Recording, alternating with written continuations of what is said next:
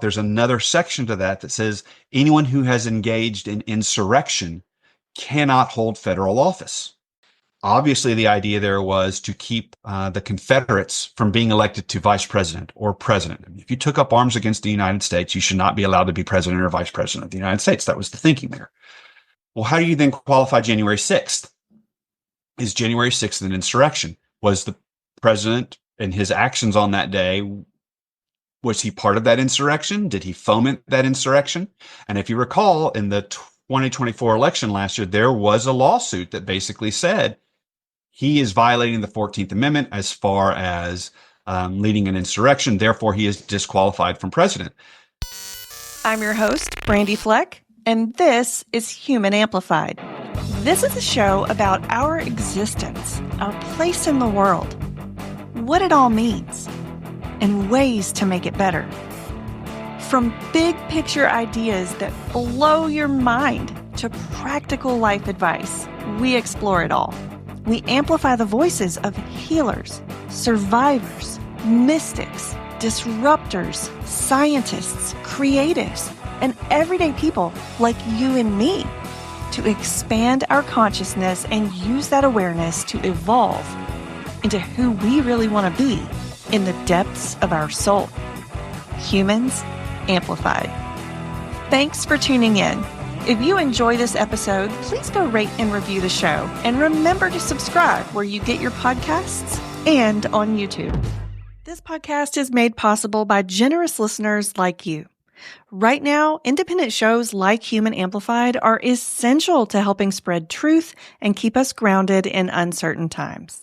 As we move forward on the trajectory we're on, the answers and truth will be harder and harder to find. So, supporting small businesses, local community engagement, and independent media will help. If you feel so inclined, you can donate to help keep this show and our mission of amplifying humanity going by making a recurring or one-time donation of any size at humanamplified.com/donate. For the links mentioned throughout this episode, check the description box on YouTube or the show notes at humanamplified.com/episodes/129. What does being human mean to you?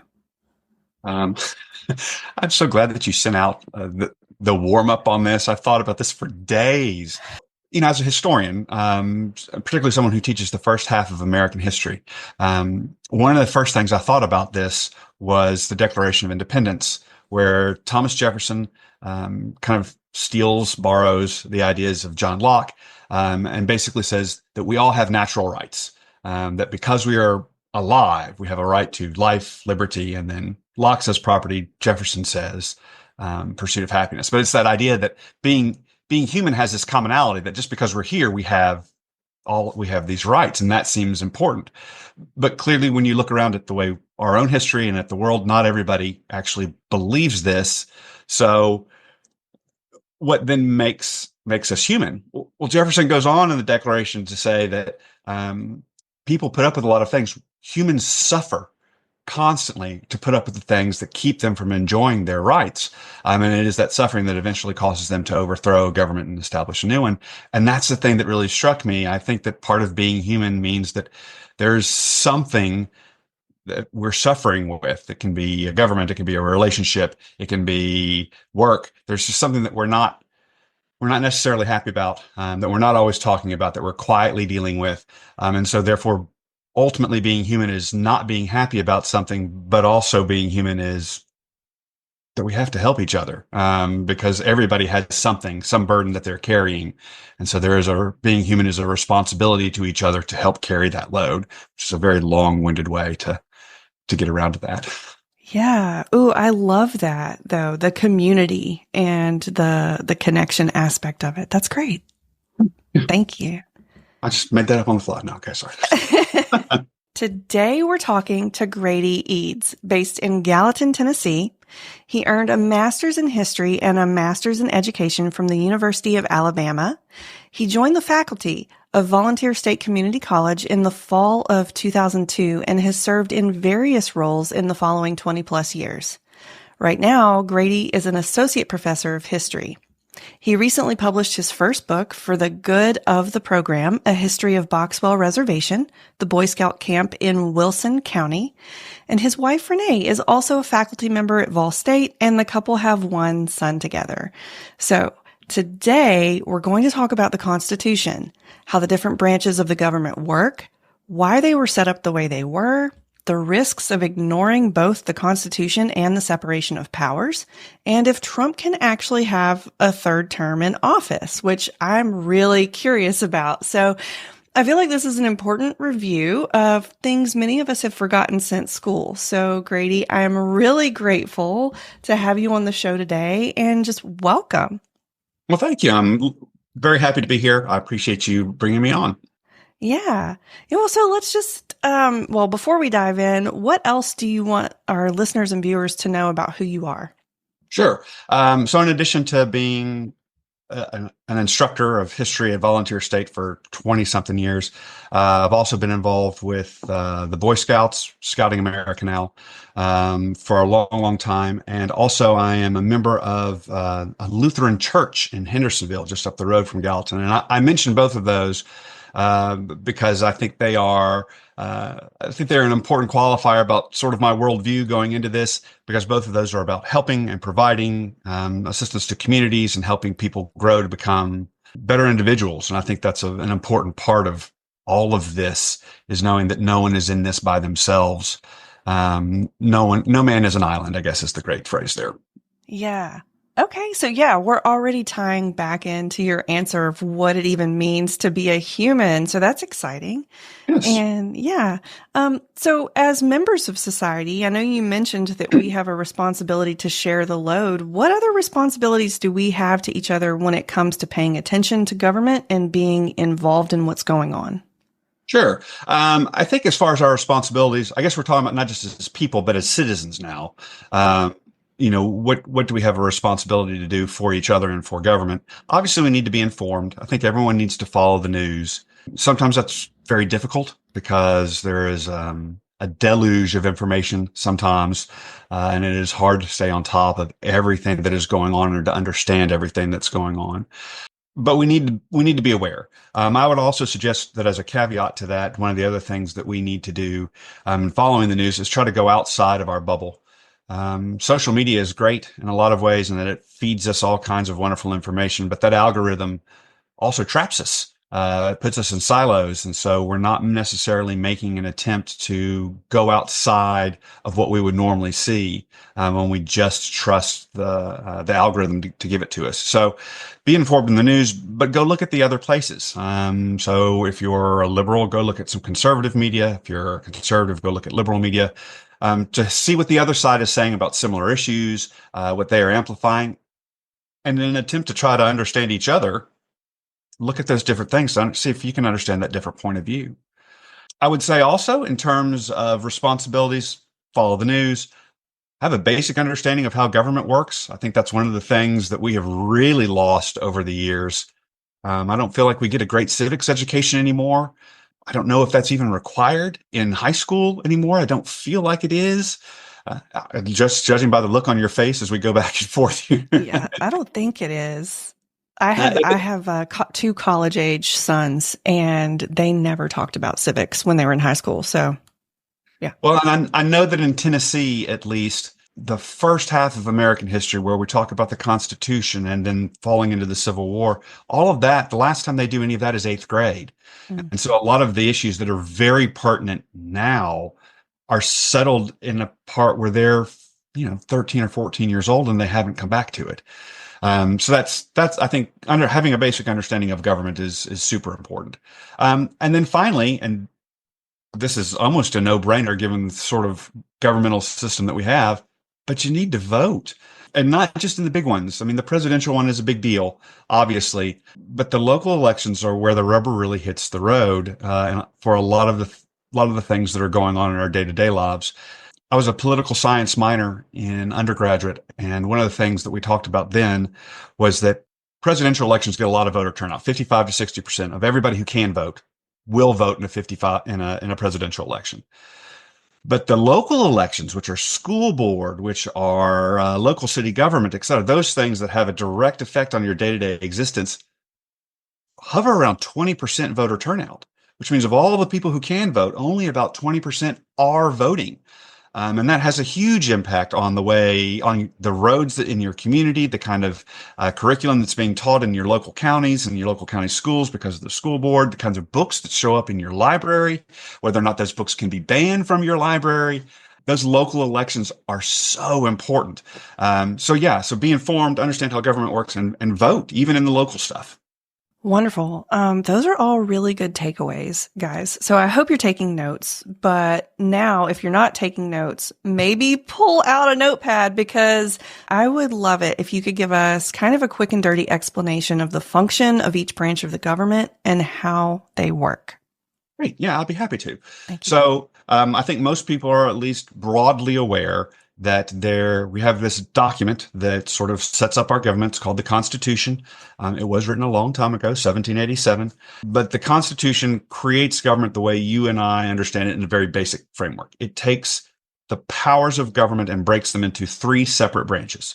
So there is one branch that is supposed to be just for legislative, one branch that is for executive, and one branch that is for judicial. And I'll back up into those in just a second. But the key thing to understanding at this point is that those three branches are all supposed to be co-equal. In other words, one branch is not more important than the other. They are all on the same level. Okay. And I think that's going to be very pertinent to the discussion that we have in just a minute. But they are all co-equal branches. So the legislative branch is the one that the founders, the framers, the people who wrote the Constitution, that's where they put all the power. They really believed that as that was supposed to be the voice of the people, the legislative branch, the branch that makes the laws, has all of the real power. If you ever sit down and read the Constitution, this is Article 1, and it will actually list all the powers of Congress. And this includes tariffs. This includes taxation. This includes the power to go to war. This includes the power to make money. All of those sorts of things are invested in the legislative branch. So all the real power is there because that is supposed to be what the people want. Now, to keep the legislative branch sort of making sure that it makes reasonable laws, it is divided into two parts. So legislative power is invested in Congress. And in Congress, there are two houses, what we call a bicameral legislature. One of those houses is the House of Representatives, and it is the bigger chamber. It is the one that has representatives based on population. So the more people your state has, the more representatives you get to the House of Representatives. Okay, so it is very raucous. It is supposed to be very argumentative because it is very democratic. It then has a filter, and that is the Senate. And the Senate is the other house. And for the Senate, every state gets two senators. Doesn't matter how big you are, how small you are, everybody gets two. Because of that, it is supposed to be more deliberative. It is supposed to move more slowly. It is supposed to think about the bigger questions. So bills, I guess I should say, are supposed to originate in the House, very democratic. Then it goes to the Senate as sort of a filter, and they debate about it, and they may not agree because they are thinking about bigger interests than just the House is concerned. But that's the legislative. If they both agree, then that goes to the next step, and that means the bill goes to the second branch. And the second branch is the executive branch. The executive branch is clearly getting a lot of news right now. But the executive branch is the president, it is the vice president, it is the cabinet, and then what has developed over the last 200 years, a bureaucracy to execute the laws as they are. I think this is where we get into a little bit of the debate today. Congress makes the laws, passes the bills and sends them to the executive, and then the president signs them off. And if he signs it off, then it becomes law. If he doesn't sign them off, he can veto it and send it back to Congress. This is what we call a check and balance. I'm not moving too fast, am I? We're still okay? No, I think this is great. Yeah. Okay. Yeah. The power of the president, and I think this is where executive gets to be sort of a weird term today. The goal of the executive branch is to execute the laws. So theoretically, because all of the power is really vested in Congress, they create the bills, they create the laws, they create the rules. The president then, once he's signed off on it, he then makes sure those things happen. So he does not create law on his own. He doesn't make up things on his own. That power is invested in Congress. And so he then executes them. That is his job. If you look at Article 2 in the Constitution, you will see that the list of authority for the executive branch is considerably shorter. And the reason why it is considerably shorter is because he's just supposed to execute the law. Now, the president does have the additional power of, should the nation go to war, he is commander in chief of the armed forces. But note that he does not declare war. That rests with Congress. He just executes the war once the war has been declared. Okay. A little weird, but yeah. Again, separation of power, trying to keep him from being a king and having too much authority. Then the third branch is Article 3 in the Constitution, and this is the judicial branch. And again, if you read the Constitution, the judicial branch, Article 3, is very small in that it does say that supreme judicial authority is vested in a Supreme Court of the United States, but then Congress has the power to build the rest of the court system beneath it. It creates district courts and appellate courts. Okay. So if Congress can decide how many U.S. federal court districts there are and how many appellate courts there are and how many judges there are going to be within that system. Okay. Congress can also expand a number of justices on the Supreme Court. So initially the justices were 5. There were 5 justices. Now we're up to 9. So it can do that as well. It has never shrunk the court. It has only expanded. But nevertheless, the point of the court is to judge the laws. And so that means that when Congress passes something and the president signs off on it and it goes into effect, if someone believes that they have been injured by this law, that it violates the Constitution and the basic framework of the nation, then it goes to the court system and the court can say, this is not constitutional. It does not fit with what we have said the boundaries of the law are. And they can strike a law down. The Supreme Court also has the ability to strike down parts of a law. So look, let me give you a really simple example there to show kind of how this works. In 1965, Congress passed what we know of as the Voting Rights Act. And the Voting Rights Act was granting the basic voting civil rights to African Americans at the end of the civil rights movement. One of the things that the Voting Rights Act did was say, I believe this was Section 5 of the Voting Rights Act, basically said that states had to have preclearance. If they're going to, here are southern states, Alabama, Mississippi, South Carolina, that have disfranchised their voting population for generations. Before you make any more changes, any changes to your voting laws within your state, you have to get preclearance from the Justice Department. Okay. In other words, the Justice Department wants to make sure that what you're doing is not secretly trying to disfranchise people. We want to make sure those people keep their right to vote under this law. So for decades, that was the way things worked. If any of these states that had been violators before tried to change voting laws, it had to go to the Justice Department first, and the Justice Department could say, no, this is not going to work. Under the Obama administration, Shelby County in Alabama sued. This is Shelby County versus Holder, 2013. This goes up to the Supreme Court, and Alabama basically says, look, it's been 50 years. Things have changed. We're not the society that we still were. Please overthrow the Voting Rights Act because we want to make some voting law changes. And the court says, well, we're not going to overthrow the entire Voting Rights Act, but we will nullify Section 5. This is unconstitutional. You don't have to go for preclearance anymore. So the Voting Rights Act technically is still law, but the part that required states to get preclearance from the Justice Department is now null and void. Why does all this matter? Why this long story? Well, because if you followed politics over the last 15 years, you've noticed that there have been a flood of voter ID laws that have happened in southern states. And those voter ID laws happened after the 2013 Shelby County versus Holder, when they didn't have to have preclearance from the Justice Department anymore. Does that make sense? That was a fire hose of information. No, it does. We need to back up. It does make sense. My wheels are turning around the voter laws. What has the impact of these changes been, I guess, practically in people's everyday lives? Well, it certainly has made voting more complicated, right? Because you now have to have some sort of proof of citizenship. You have to be able to provide your voter registration or a birth certificate or something to show that you are a legitimate voter. And that's not necessarily all bad per se. You want to make sure that there's not fraudulence fraud going on in the elections. But as I think we have seen over and over again, there have been lots of studies that demonstrate that widespread voter fraud is not happening. Sure, there are isolated examples. You can't have tens of millions of people voting and not have some isolated examples of voter fraud. But systematic voter fraud it's just not happening. So it's creating a burden for folks to make sure that they are registered in certain places at certain times and have proof for that in a way that shouldn't necessarily be happening. Well, and backing up to the checks and balances you mentioned, can you tell us a little bit more about why the separation of powers was set up the way it was, and I guess a little bit more on the checks and balances that are there? Absolutely. So historically, the idea behind the separation of powers was based in two ideas, and then I'll move into the checks and balances part. First was the colonial experience. The colonies had a lot of, obviously we all know that they had come up under a king, but for most colonists, the colonial governor was their experience with the king.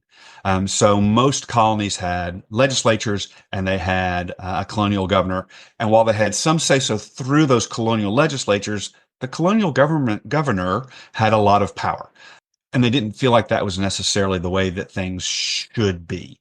Obviously, growing up coming up under a monarchy and looking at Europe being mostly monarchs, they could see that there were certainly systems set up in the world that they grew up in where you could vest all of these powers, the power to make a law, the power to execute the law, the power to judge whether a law is right or not, could all be vested in a single individual, a monarch. And they didn't want to do that. They felt like that just led to corruption and nothing good was going to come from that. The other reason why they have separation of powers that I think we really forget, and I think for Americans, particularly in the 21st century, is really hard to digest, is the separation of powers keeps the branches fighting with each other. That is deliberate. The goal of the separation of powers is not just to keep all the power from being concentrated in one person's hands. It is also to make sure that the branches are constantly fighting with each other so that one branch is not taking power from anybody else to become too powerful. The idea is if I am Congress and I am the legislative branch, I am going to jealously guard my authority and I'm not going to let you encroach upon that executive branch. Same for the executive, same for the judicial. So the end result is that making laws and making big changes to government is often difficult and very slow. And so in the 21st century, when we're connected to the internet and we have everything, we're carrying the access to the world's information in our pocket on a phone, we expect things to move much more quickly. And the system is deliberately designed to prevent that. It doesn't want to move more quickly. It wants deliberation. It wants discussion. It wants to make sure that the best laws are coming forward. It wants to make sure that power is not being absorbed or concentrated in one place. So the thing that we today sort of hate about the way government works is a deliberate design of the government to make it work that way so that we don't have big problems. Again, in theory. Now, as far as the checks and balances are concerned, the checks and balances are to reinforce that philosophy. So each branch has some check on the other so that it can't completely do whatever it wants to do. And if you'll remind me, I'll try to make a note myself. There's one thing that the founders overlooked that kind of overrides a lot of these checks and balances, but I'll try to come back to that in just a second. So for instance, one of the checks and balances is, as we just mentioned, Congress can pass a bill and send it to the president, but the president can veto it. So that's a check. Congress can't just pass whatever it wants. The executive has to say, I'm okay with this. If the president does not say that he's okay with it and he vetoes that bill, it then gets sent back to Congress. Congress does have the ability to override a veto with what we call a 2/3 supermajority. If they can get 2/3 of all of Congress to agree, they can override a veto. As you can imagine, this is an extremely high bar and very rarely happens. In the first several decades of the United States, we did not have a bill overridden, a veto overridden until the Civil War. So it takes a long time. Okay. Along those same lines, the president has the ability to choose members of his cabinet. Obviously, he can choose a Secretary of War, Secretary of State, those people who are going to be the administrative leaders of his branch. But he doesn't get to just choose them. They have to be approved by the advice and consent of the Senate. There, again, is a check to make sure that reasonable people are getting these jobs, people who are theoretically qualified to do this work. And again, on top of all that, the Supreme Court has the ability to strike down laws. That also is a check. So if something gets passed in the heat of a moment, and this does happen in American history, where Congress passes something in the heat of a moment, the president signs something off in the heat of a moment, there's an emergency. Theoretically, the court system is supposed to be the cooler heads that then say, I get it, but no.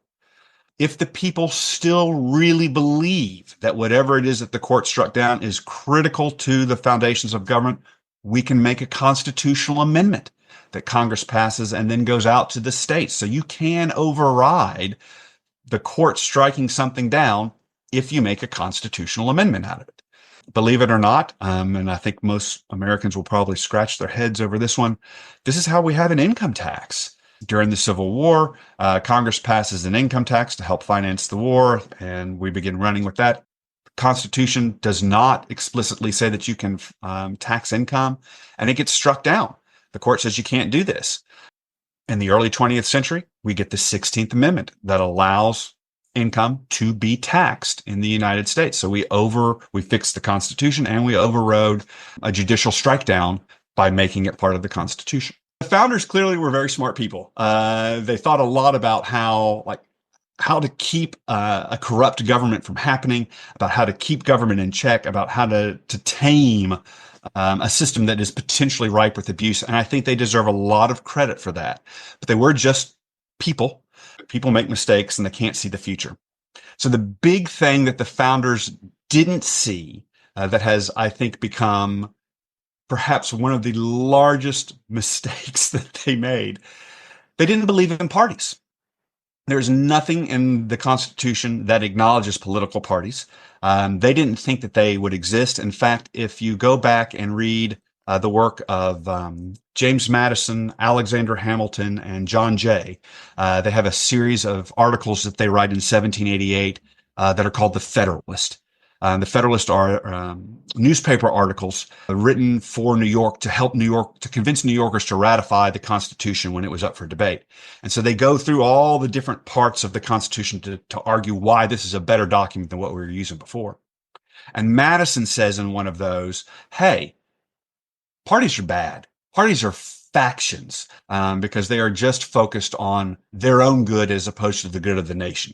The founders really firmly believed in this idea of what they called republicanism, little r republicanism, not big R Republican Party, little r republicanism. And this is the idea that everyone should sacrifice for the good of the group. And if everybody sacrificed for the good of the group, for the common cause, then the best would come forward. And this is wonderfully patriotic, clearly coming out of the revolution. You can understand why they would believe such things, that you sacrifice of yourself. Washington was a great example of Republican values. He left his home, he left his farm to go lead the nation for years during the war, and gave up everything. It's a wonderful story. We love that kind of Republican idea. But parties go against that. And so there's nothing in the Constitution that acknowledges parties or how they would work or any sort of limitations on them. Well, once the first government gets set up, very quickly, political parties form very naturally. And they form very naturally simply because I can believe what the good of the nation is and fight for that. And you can believe about what the good of the nation is. And we can both do that in good faith efforts, but that doesn't mean we agree on what that path forward is. Mm-hmm. And so political parties begin to form. And once you get political parties, then you can bypass to some degree some of these boundaries that we've set up, because a president that comes from the same party that controls Congress, they have agreements about what sorts of laws they would like to see. They can set agendas that help pass the kinds of things that they want passed. President can put forward candidates for the different administrative offices that can potentially sail through confirmation in the Senate because his party is controlling those and they're all trying to get their particular agenda done.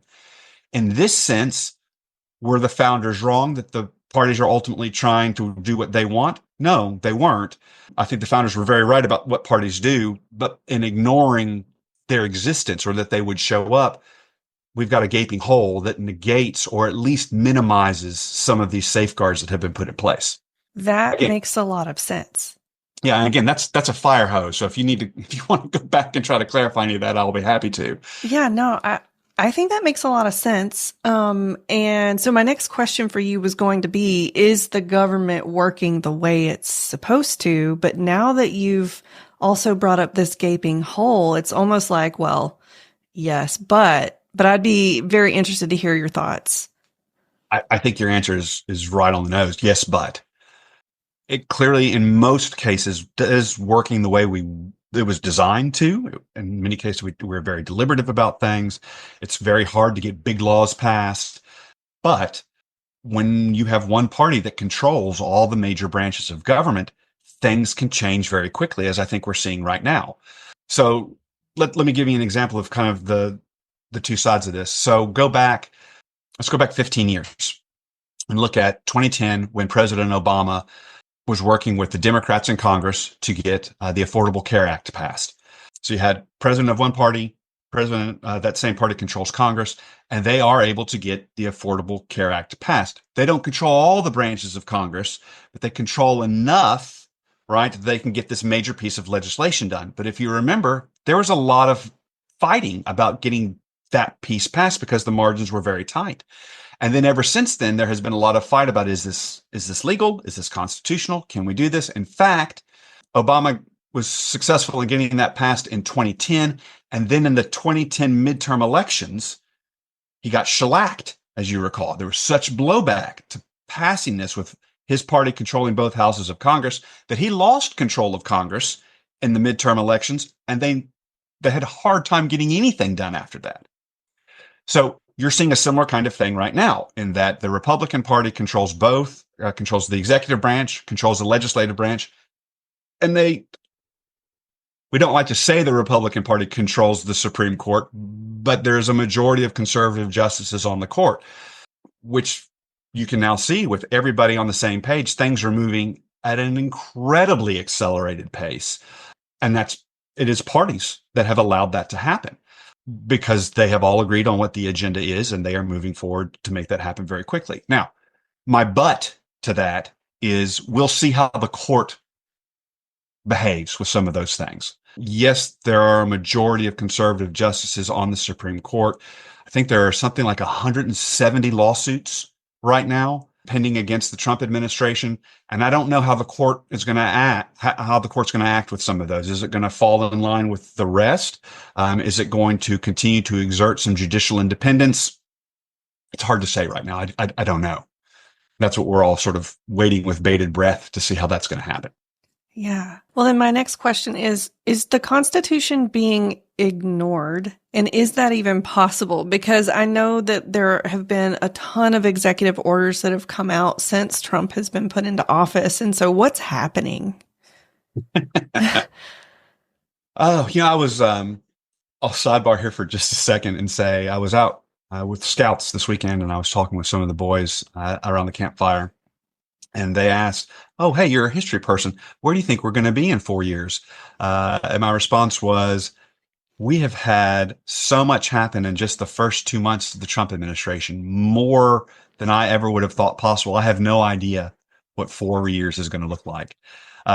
So the question that you're asking is equally big in the sense that there are so many moving parts right now. It is hard to wrap your brain around what all is going on. So is the Constitution being ignored? I guess that's where we want to start. Yes and no.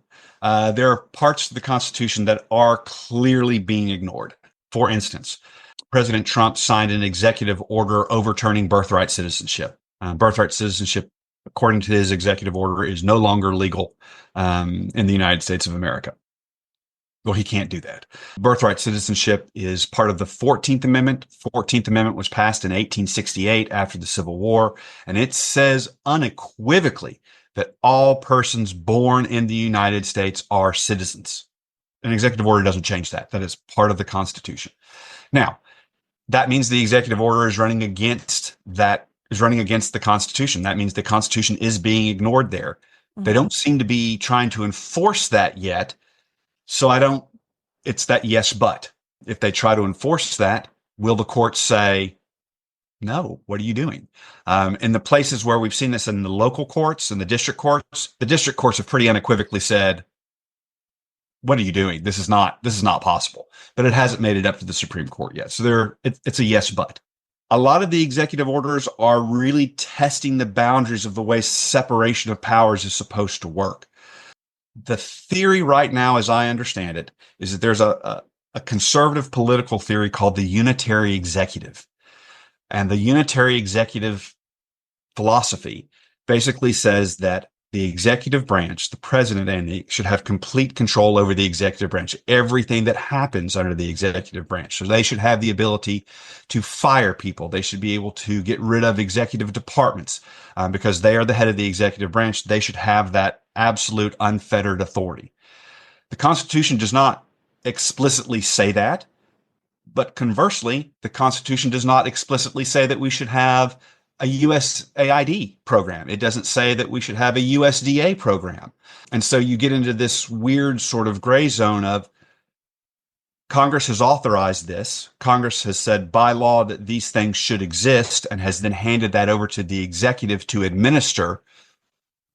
Where then is the boundary between what is legally required by Congress and what is the power of the executive branch to administer those programs? And that's where we're getting into some weird things. Should the president be able to just abolish the Department of Education or one of these executive things? My understanding is no, because they have been legally authorized by Congress. If they're supposed to go away, Congress has to pass another law. That is my understanding of how that is being worked. But the courts haven't clarified that yet. So again, a yes, but. We're seeing challenges to those things that we're seeing so many challenges. I would not have anticipated something like this in my wildest dreams, and yet here we are. Yeah. Does that help answer your question as far as those issues? It does. And I'm curious about, so say, and I assume these are some of the court decisions that we're all anxiously awaiting, but right. Say the court decides that the birthright citizenship ending is okay, and okay, fine. The law changes, I guess, or the Constitution can change.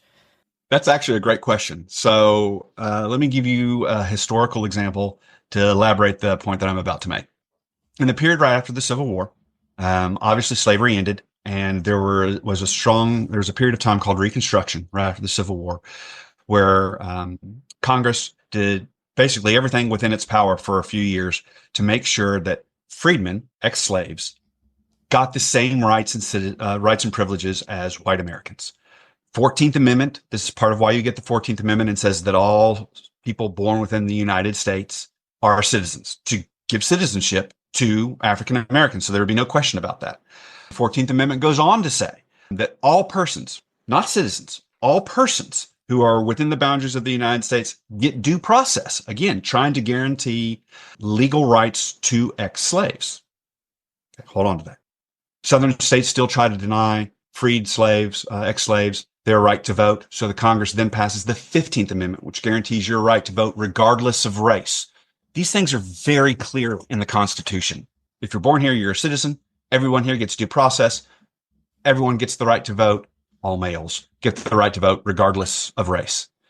And yet, we then get Supreme Court decisions in the latter part of the 19th century, in the 1800s, that say separate but equal is okay.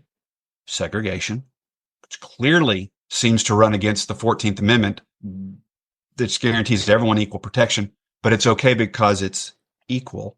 And then you get disfranchisement laws across the South, where we take away the right to vote through literacy tests, through poll taxes. But all of those things are legal because they're not technically taking away your right to vote because of race. They're doing it for these other reasons.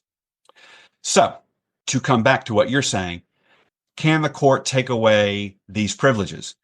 Depending on how it interprets the law, it can create loopholes that then allow states to do all of these things. We could go back theoretically to a place where the court says, well, this law is struck down, or here's this loophole. This is the way that you should interpret that. They can't change the Constitution, but they can create legal loopholes about how the Constitution is interpreted and then plays out in actual law on the ground. Ooh, okay. Yeah. So that's a risk. Yes. And it has happened, obviously. Yeah. Okay. But then say if the court comes and they say that it's not okay to end birthright citizenship, this executive order is not constitutional, but then say the Trump administration decides to ignore that decision, then what protections do we have, if any? Well, then we have a full-on constitutional crisis. And I think that's what everybody is waiting to see. Okay. Because the Trump administration has been really good so far about sort of skirting outright ignoring the courts, right? They've said, well, we didn't know. We hadn't received the word yet, or we don't have this information. And so there's been a lot of sort of ignoring, but it's not really ignoring. There hasn't been any sort of outright defiance. We're just not going to do this yet. And so that's the big question. If the court says we'll use the 14th Amendment, or we can use some of the student examples with what they call the Alien Enemies Act, where we've had these students who have been, that young woman who was basically arrested right off the street the other last week and sent to an immigration clearing facility in Louisiana. Are these things legal? The Trump administration says, yes, we're doing this under the Enemy Aliens Act, but the court could say, well, no, we're not at war with anyone, so you can't use this particular law in this case. Further, 14th Amendment says all people, whether they are citizens or not, get due process. You can't do this. So then what happens when the Trump administration says, well, we're not going to follow this. We're going to continue with what we're doing. And then we have a problem. I don't know what happens after that. We've never really faced that. The only time that I can think of that we've had a similar example is, and I don't think it's to quite the same degree, was back with Andrew Jackson. Andrew Jackson was seventh president of the United States. And one of the big moves of his administration was Indian removal, was removing Native Americans from their ancestral homelands out west. And there were lawsuits against moves by the federal government to remove them. And the Supreme Court sided with the Native Americans, the Cherokee in particular. The court decided with the Cherokee and that the federal government could not treat them the way that they were. And Jackson said, well, Chief Justice has made his decision. Let him enforce it, and just kept doing what he was going to do anyway. And the court has no power to stop that. It has no army. It has no ability. In theory, the court can send federal marshals to arrest and detain members of the administration who are violating the law. The caveat to that is that federal marshals work for the Justice Department, which is an administrative branch of the executive branch. It's an administrative office of the executive branch. Whoa. Okay. Yeah. So I don't know. This is a great question. That's what we're all waiting to see. Is that gonna happen? And if it does, what results? Yeah. So are those marshals the only way that a decision could be enforced if the executive branch isn't listening? Are there other enforcement? The only way I know of off the top of my head, because the Supreme Court has no other enforcement mechanism. We really rest on the idea that everyone is going to follow the rule of law. That's what our whole belief system is based on. And if you have an actor who decides that they don't want to do that anymore, the court doesn't really have any other enforcement powers. That's it. So, okay. Now, I suppose in theory, if the court says X and the Trump administration says, no, we're not going to do that, you then have a political process where the Congress could then bring articles of impeachment and say, you have broken the law. You have violated the law. This is a political move now, and we are going to reprimand you for doing this. That is theoretically the next best option. But now we come back to our party's issue. And is the same party as the president going to allow that to happen? And I think history suggests no. All right. So all big things to think about. Absolutely. And it'll be really interesting, to say the least, to see how all of this unfolds and what we're going to do depending on what way it unfolds. I mean, I guess history's in the making. Absolutely. Yeah. Okay. And so in what I think is related, I have to ask this question, which I think a lot of people are curious about, is what are the odds that Trump will actually be able to have a third term? And how would that even come to pass? Yeah, there's been a lot of chatter about this lately. And I think President Trump has muddied the waters himself. I think it was an interview last weekend where he was asked directly, "Hey, are you kidding about this?" And he said, "No, I'm not. People are talking about it. I am taking this seriously. We have other things to do, but I'm not joking." Right. Okay. So as I understand the 22nd Amendment, a president, what the law says is that a person cannot be elected, and that's the qualifying term here, cannot be elected to the office of president more than twice. So can he run for a third term? Under that wording, no. Now, here are the two big caveats. The first is the current theory is that he could run as vice president for someone else. So he's not being elected as president. He would be elected as vice president. And then whoever that president was elected could step aside and say, "I resign." And therefore the vice president then becomes president. So he could get a third term that way. This is very similar, if you recall, to something that Putin did in Russia several years ago, where he sort of changed the rules to allow himself to stop being president, and he became whatever the equivalent of that was, and then rewrote the Constitution and came back. So that's a possibility. Okay. The other, which is a little sketchier, is what is the enforcement power for that? So if he chooses to run for a third term, what is the mechanism to stop him from doing that? And the constitutional amendment doesn't have a mechanism for that. Again, it's one of those things where this is the rule of law. So again, let me backtrack just a second, come back to the 14th Amendment from 1868. In addition to all those things about equal protection under the law, blah, blah, blah, blah, blah, there's another section to that says anyone who has engaged in insurrection cannot hold federal office.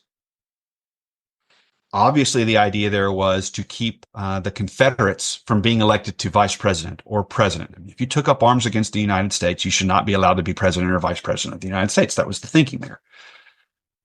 Well, how do you then qualify January 6th? Is January 6th an insurrection? Was the president and his actions on that day, was he part of that insurrection? Did he foment that insurrection?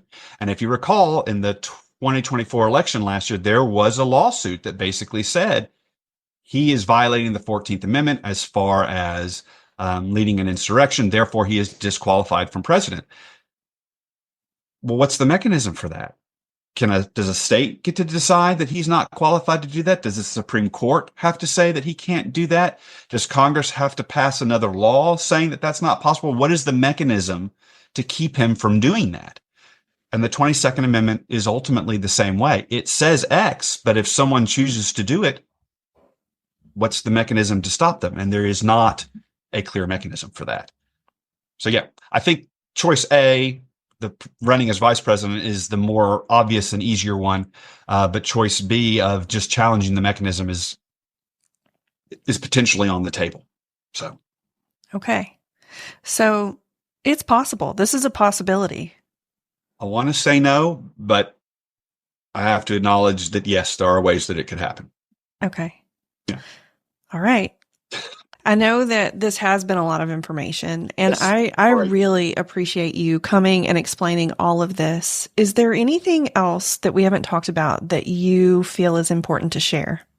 I do. So if your listeners are upset about the way things are going and they're not happy with, because we haven't talked about Doge, we haven't talked about a whole host of other things and whether or not they're legal. I mean, there's so much that has happened over the last 2 months. Mm-hmm. You have to contact your representatives. I mean, you have to. My understanding has always been that email and letters is not the way to go, that those just sort of get pushed off to the side. You have to call, you have to tell them that you are from their district and where you're from, and make them aware. They keep call logs of all of that. You have to step forward and say, I'm unhappy with how this is. Now, I suppose conversely, if you have listeners who are okay with all this, you can also call and say that you're pleased with things. But this is part of the way our system works, is that we have a voice, theoretically, to our representatives. That's what they're there for. And we have to let them know how we feel about how things are going. Trusting someone else to step up and make those changes is not enough. You have to take some action yourself. That is part of what being a citizen is participating in the system of government. And that means more than just voting sometimes. Sometimes that does mean letting your representatives know that you're unhappy with how things are happening. The information should be pretty easy to find. There's lots of apps out there that will help you with that. There are obviously lots of web pages. So I would certainly encourage everyone to make that effort. Okay. Well, so now I have one more question for you. Sure. What happens if the representative is not listening to the popular voice, the collective popular voice? Sure. Well, that's the good news about representatives, right? Is that representatives only have 2-year terms because the founders did recognize that the popular will could often be very turbulent. So if they are not listening, you have a chance to vote that person out next year. That's the best part about representatives is they don't have to stay there for a very long period of time. You can overturn them very quickly. Presidents obviously a little bit harder. Senators are a little bit harder, but that representative, you can flip the House pretty quickly if that's what you want to do. Well, I feel like that's a positive note. And so, yeah, so we'll end there. And where can listeners find you and your work? Sure. So I think I kind of had 2 strands of work. So I'll do the least important one first, at least for our conversation. The work that I do with the Scouts, I have a website called virtualboxwell.org where I talk about various history things related to the Scouts of the Middle Tennessee area. But as far as this work with history and some of the politics, Volunteer State Community College is where I work. We are actually working on a series of civics videos right now that we hope to have out within the next month, explaining a lot of the things that we've talked about today, hopefully in a less talking head format, with some visuals. So I would ask, I don't know when this is going to air, but hopefully by May of this year, we will have several civics videos up. So I would encourage people to go to the volstate.edu website and look for civics minutes or civics videos. And we should have a webpage up dedicated to looking into all of these sorts of things in a little video education format. Wonderful. Okay. Well, guys, you know that all of this information is going to be in the show notes. So be sure to go look at those links, check out Grady's work. And this episode is going to air before your civics videos are out. But as soon as they're out, we'll get them linked up so that people can go look at those. So guys, be sure to check back. And Grady, thank you so much for coming on the show today. Well, thank you for having me, Brandi. I really appreciate it. Thanks for tuning in. Check out more of our episodes here and at humanamplified.com. Remember to subscribe.